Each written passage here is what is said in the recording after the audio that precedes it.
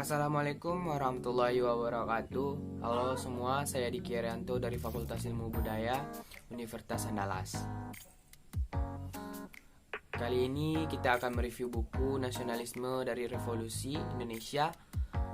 Adalah sebuah karya historis ya dari George MC Tornan Kahin yang merupakan merekam kejadian-kejadian sejarah Indonesia dalam periode tahun 1948 sampai dengan pertengahan 1949. Dalam periode tersebut, Indonesia sedang berada di fase revolusi, fase transformasi menuju sebuah negara kesatuan.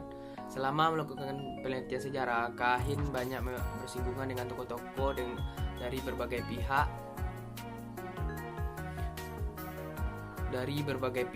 Nama-nama seperti Soekarno, Mohatta, Sultan Syahrir, dan Haji Agus Salim mewakili sebagai tokoh-tokoh Indonesia yang berhasil didekatinya. Dari pihak kolonial Belanda, nama wakil gubernur Jenderal Van de Mock dan ketua kabinet B.J. Koch tak terlepas dari pengamatan Kahin.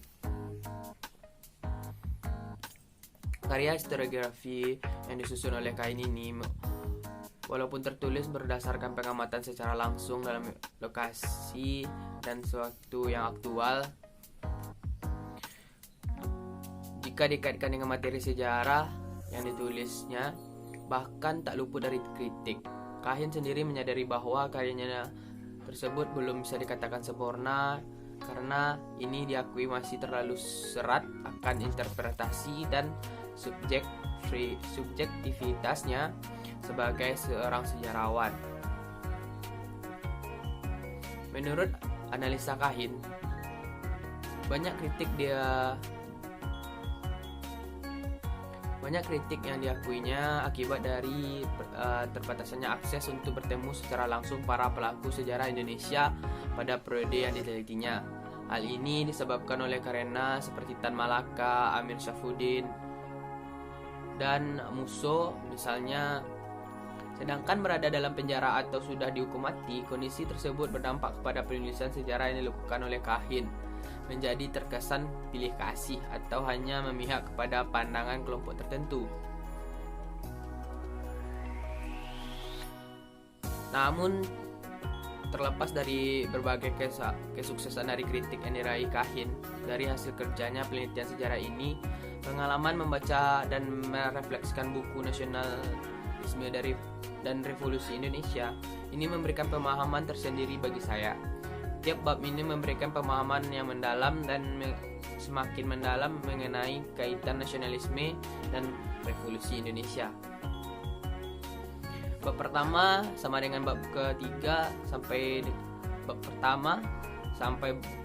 dengan bab ketiga, buku ini merupakan bagian dari mengintroduksikan kepada pembaca mengenai posisi geografis, lingkungan dan ideologi yang hidup sekaligus penggerak dari timbulnya sebagai manifestasi ideologi tersebut di Indonesia. Hal ini menarik dan pada bagian ini saya juga adalah usaha Kahin membedakan pemahaman nasionalis yang tumbuh di Indonesia karena terdapat keberagaman suku dan kelompok ideologis dan golongan masyarakat dengan perkembangan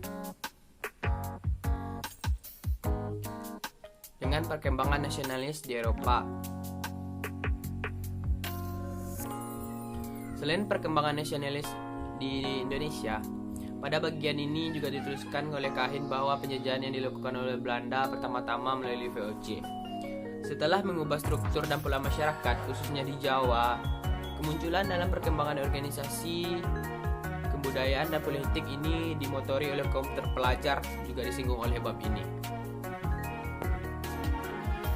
Secara acak, pada bab-bab berikutnya Kahin memaparkan informasi mendetail tentang elemen-elemen penggerak revolusioner yang terdapat di Indonesia. Elemen-elemen tersebut antara lainnya adalah perjanjian-perjanjian politis, agresi militer atau perperangan, dan organisasi partai politik. Selain itu, narasi Kahin juga mewarnai dengan pertentangan golongan masyarakat tua, muda, pribumi, Cina, kolonial, komunis, dan keagamaan. buku ini ditutup dengan anggapan Kahin bahwa Indonesia telah melalui kesuksesan setelah fase revolusi yang terjadi. Kahin juga menuliskan harapan agar di masa mendatang rakyat sekaligus pemimpin di Indonesia dapat meninggalkan tradisi feodal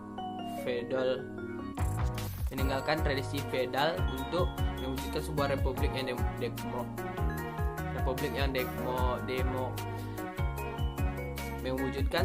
republik yang demokratis. Kahin juga menegaskan perlunya orientasi sosial ekonomi yang disesuaikan dengan ekspektasi masyarakat yang akan tingkat kesejahteraan masyarakat hidup yang lebih baik. Sekian review buku dari saya. Assalamualaikum warahmatullahi wabarakatuh.